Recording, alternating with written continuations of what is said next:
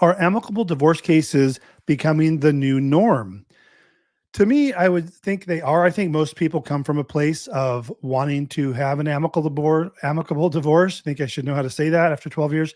But I think most people would love to have an amicable divorce, but it takes two to tango. It takes two of you to be able to be amicable and want to be amicable. I'll get calls from of consultations where they're like, Tim, I want it to be amicable, but he or she is, not being honest, or he or she won't come to the table and talk about it. He or she won't respond when I try and bring up the topic. And it's very hard to have an amicable divorce when parties aren't participating. But one of the stats I just Googled it: 90% of divorce cases never go to trial.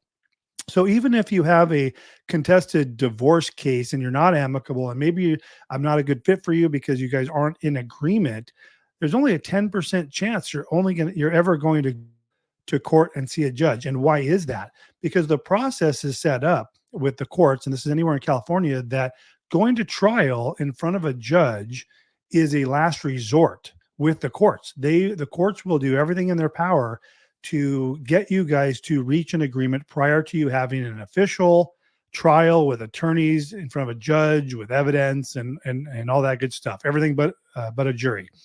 And they have things such as making you guys have three-way communication between your attorneys and yourself, or four-way sit down, going to the court's mediation services first, trying to solve certain pieces of your divorce as opposed to the entire thing. Maybe you go to handle child custody and you guys get that satisfied. Then you go and talk to another mediator at the court and you get child support covered. They're going to try and break it up into pieces as opposed to say, well, just because you don't agree on these two things, we're going to have a trial over your entire divorce. That's not what they do. They're going to try and get you in agreement to as many things as possible. And then if there's as a last resort, as I said, if there's no other result, you guys just can't reach an agreement, you'll end up going to trial. But guess what? Only 1 in 10 of you are going to do that. So if you can, take a step back, think about making your divorce amicable. At the end of the day, if you think about it, if you strip away the emotion and all that, and let's just say everything's on the up and up, there's no criminality, there's no one hiding assets, there's no one, misbehaving in that way, trying to do things like that. You should be able to get rid of the emotion and step back and reach an agreement in an amicable fashion. Because at the end of the day, I don't think you're going to end up or fare that much better going to trial. I was just talking to a client who they were amicable, and this happens once in a while. They're amicable. We did their draft of settlement agreement, and then the husband wouldn't sign it. And I asked her, I said, "Well, what's going on?" And she said, "You know what? He just decided he doesn't want to be divorced." And that can be a problem. He agrees to the terms. The terms are fair. They're dividing everything equally.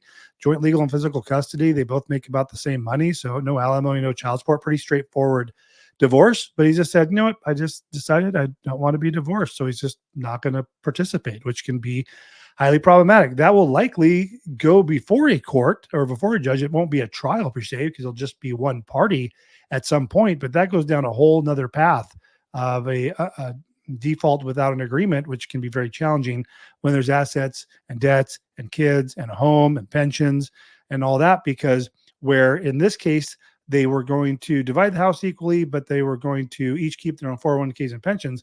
Unless those are equal, you can do that in a case where the parties agree. But through a default case where there's no agreement, the courts are going to make those be split 50-50, 99% of the time.